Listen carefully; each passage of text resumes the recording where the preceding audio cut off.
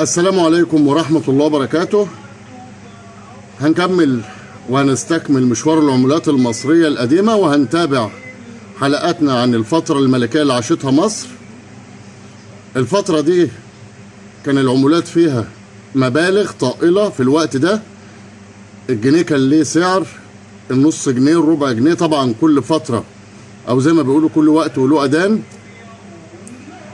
هنتكلم النهارده عن 5 مليم تم إصدارها سنة 1941.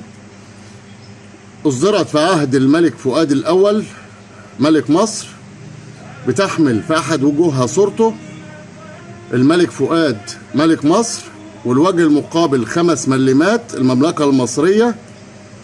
العملة دي لو نضيفهم مفيش عليها أي خدوش بتعمل من 100 ل 200 جنيه برضه. في عملات بيبقى لها أسعار خيالية زي عملات النسر الستينات والسبعينات والخمسينات، وفي عملات بيبقى متوفرة، يعني العملة دي متوفرة بكتير، فبتعمل من 100 ل 200 جنيه، كله على حسب حالته، ومكونة من الفضة.